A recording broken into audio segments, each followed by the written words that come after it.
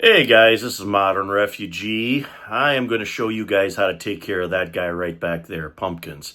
People use them for decorations, kids smash them, but they are actually a food source, a highly underutilized food source. And then that gets back to a story that I'm going to tell you guys.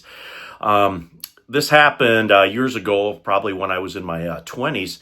One of the local farmers had a bunch of extra pumpkins, and he loaded them up in a truck, and he took them up to one of the soup kitchens, one of the food distribution places where they cook meals for the homeless and stuff in one of the larger towns around here.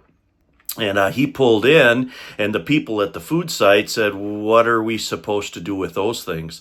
And he just laughed, and he said, "Well, that's food. That's like squash. Pumpkins like squash." And the people that were preparing that stuff didn't even have any idea what to do with them. And pumpkin is basically a squash, so you cook pumpkin like you do squash, and he had to basically instruct those guys on how to utilize that resource. So I thought I was going to do a video here on canning pumpkin. You can can any type of pumpkin. You can can any type of hard winter squash. Basically, what you do is you peel it, you clean it, and you cut it into cubes. You blanch the cubes. You pack them into pint or quart jars. You cover them with warm water. You put them in your canner and you pressure can them. I'm doing pints today. Pints are 55 minutes at 10 pounds of pressure. Now, pie pumpkins are generally more tender. The same thing with winter squash like butternut and all the different varieties of squash that are out there. And pumpkins have a tendency to be, like those pumpkins back there, have a tendency to be a little bit more tough. But that's okay because we're going to pressure can them. So anyway, I'm going to get this guy kind of prepped here, show you guys how to blanch those pumpkin cubes, get them into those jars, and then we're going to pressure can them. All right, guys, I'm starting to process this pumpkin here, and now this is a good time for all you bushcrafters and survival and knife people out there to split the pumpkins and the large squash. Your bushcraft hatchet, your bushcraft knives, your survival knives, stuff like SE6s, Mora Garbergs, Cold Steel SRKs, all the different hatchets out there are perfect for splitting these up. And then you want a thinner knife to actually peel these. Mom, she would always use a hatchet when she would either split up pumpkins or like blue Hubbard squash. And then when they're split, you want to divide them into slices like this. You're going to slice them kind of along the grain or the seams of the pumpkin. I don't know the exact term of it. And then you're going to get pieces that look like this. And to basically peel these, you're going to take your thin, like a chef knife, like what I got here, and you're going to go along the edge, and you're going to take the peeling off, and that is, you want to do it as thin as possible so you actually preserve as much of the pumpkin as possible so you don't have any waste. Of course, pumpkins aren't very uniform, so you're going to have to take a little time, maybe have to go back over it to get all the peeling off. So you're going to have something that looks like this. You always want to have a bucket or something around to throw your peelings in as you're working. And then when you're to this stage here, you're going to just slice the pumpkin up into pieces. And if you happen to have some of the strings from the inside, you're just going to trim them off at this point. Get them out of there because you don't want them in there. And now if you happen to cut a piece a little too big, like this one right here, it's not a big deal. You just divide that in half. The same thing, like I got a little bigger piece here. When I go to peel that, I am just going to divide that in fours because you want pieces about this size, about 1 inch square, and you want everything as uniform as possible so it heats through.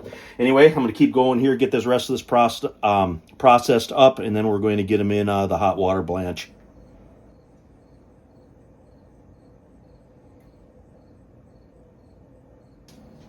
All right, guys, my water's starting to come up to a boil here. I filled this up with just cold tap water, and I put a tablespoon of kosher salt in it. I got my 6 pints here. I got about 4 quarts or so of the diced up pumpkin. And the only thing that I did a little bit different here from, let's say, most conventional recipes is I added a teaspoon of concentrated lemon juice to each one of these jars, and that's to preserve this nice color that I have here.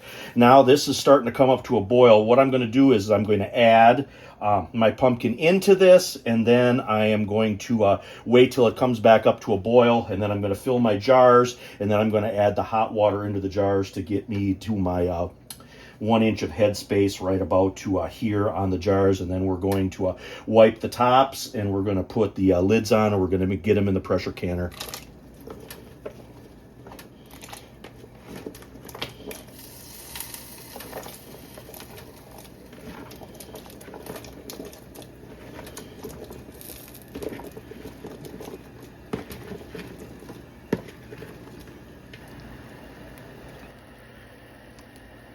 All right, guys, you can see here that the water is starting to heat up. We're probably about a minute out from getting these in the jars. And traditionally in canning, this is what's called a hot pack method.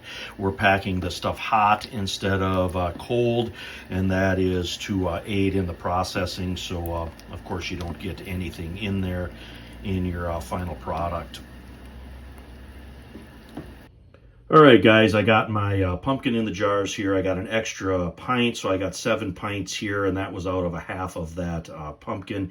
And then I took my blanching water and I filled the jars up. Now I'm going to take my wet paper towel, and I am going to wipe off all the rims of the jars here, and then we're going to get our lids on it, and then we're going to get these hot jars in the canner.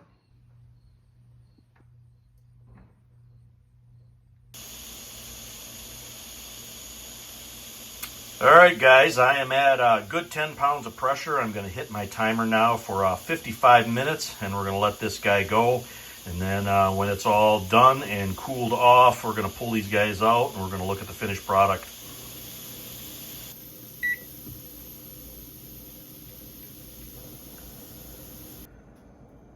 All right, guys, just pulled these guys out of the pressure canner, and you can see they are still boiling in the jars, which is always kind of cool to me to see. And most of these are already sealed. We only got a 1 or 2 that need to seal. Anyway, we're gonna let these guys cool for a bit, and we're gonna give you a wrap up. And there you have it, guys. We got 7 pints of shelf-stable pumpkin. Put down in the pantry and use it throughout the winter to make pumpkin bread, or just to mash it up with salt and butter and have it as a side dish. The liquid in there is perfect if you like that pumpkin and squash soup. You could add that liquid in there. It's going to have a good flavor as well. All of them sealed. Within a half an hour of me taking them out of the canner, everything is good to go. Just wanted to do a video on this highly underutilized food resource. When I see smashed pumpkins, and I see people throwing these pumpkins out after they had them sitting on their porch as a decoration, I just kind of shake my head and say, man, what a waste of food that could feed people. But anyway, this is Modern Refugee. Appreciate all my subscribers out there. Hope you guys always get some information, some entertainment out of my videos, and you guys have a good one.